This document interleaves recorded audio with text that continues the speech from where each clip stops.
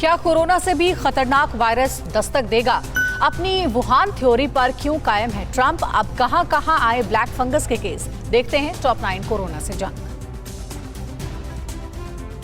WHO chief ने कहा है कि दुनिया में कोरोना से भी ज्यादा घातक वायरस आ सकता है। साथ ही कहा कि जब तक कोरोना वायरस और उसके वेरिएंट फैल रहे हैं, तब तक लापरवाही बरतने के लिए कोई जगह नहीं होनी चाहिए। उन्होंने कहा कि कोई गलती ना करे, ऐसा आखिरी बार नहीं होने जा रहा है जब दुनिया महामारी के खतरे का सामना कर रही है। साथ ही यह भी तय है कि आगे ऐसे वायरस आएंगे जो इस कोरोना की वायरस की तुलना में ज्यादा संक्रामक और घातक होंगे। अमेरिका के पूर्व राष्ट्रपति ट्रंप ने कहा कि उन्हें पक्का भरोसा है कि कोरोना वायरस चीन की वुहान लैब से ही पैदा हुआ। ट्रंप ने कहा कि अमेरिकी खुफिया रिपोर्ट में भी इस बात की आशंका को खारिज नहीं किया गया। इस रिपोर्ट में कहा गया था कि चीन की ओर से कोविड-19 के बारे में खुलासा किए जाने के कुछ सप्ताह पहले नवंबर 2019 में वुहान जीव विज्ञान प्रयोगशाला के 3 शोधकर्ताओं ने इलाज के लिए अस्पताल में भर्ती कराने को कहा था। एलोपैथ के खिलाफ स्वामी रामदेव के बयान पर विवाद थम नहीं रहा है। बाबा के बयान के खिलाफ दिल्ली एम्स के डॉक्टरों ने भी प्रदर्शन किया और नाराजगी जाहिर की। अभी जो उन्होंने एक बयान दिया है जिसमें ये कहा है कि जो 1200 डॉक्टर्स जो अभी देश में जो शहीद हो गए हैं, एक्चुअली उन्होंने कहा कि वो मर गए हैं, वो खुद को नहीं बचा पाए, वो देश की जनता को क्या बचाएंगे। ये बहुत ही एक इनसेंसिटिव सा एक बयान है उनका, जो कि हमारे देश के डॉक्टर्स जो इस समय कोविड ड्यूटीज कर रहे हैं वार्ड में, ICU में, उनका एक तरीके से अपमान है। योग गुरु ने एलोपैथ दवाओं और उपचार के तरीकों पर कई सवाल उठाए हैं। यूपी में गंगा और दूसरी नदियों में लाशें मिलने से परेशान सरकार और प्रशासन के लोग अब सतर्क हो गए हैं। प्रयागराज में गंगा में नजर रखने के लिए बकायदा जल पुलिस को तैनात कर दिया गया है। टीम लगातार नजर बनाए रहती है कि नदी में कहीं कोई डेड बॉडी ना हो।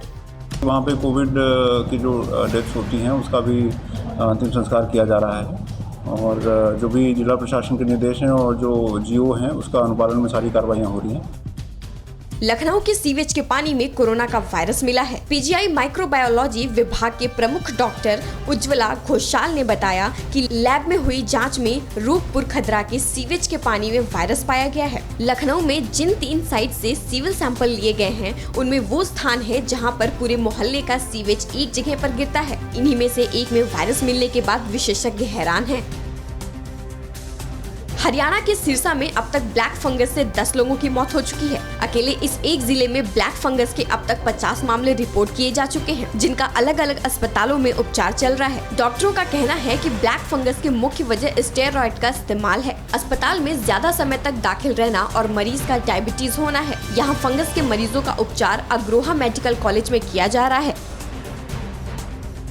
संगरूर में भी ब्लैक फंगस ने पैर पसार लिए हैं। स्थानीय PGI में एक व्यक्ति की इस बीमारी से मौत हो गई है, जबकि 2 और मरीज सामने आए हैं। सिविल सर्जन डॉक्टर अंजना के मुताबिक स्वास्थ्य विभाग 20 मई से कोविड अवेयरनेस के साथ साथ ब्लैक फंगस के प्रति भी लोगों को जागरूक कर रहा है। यहाँ 80,000 से ज्यादा लोगों की स्क्रीनिंग पूरी हो चुकी है, जिनमें 177 पॉजिटिव केस सामने आए हैं।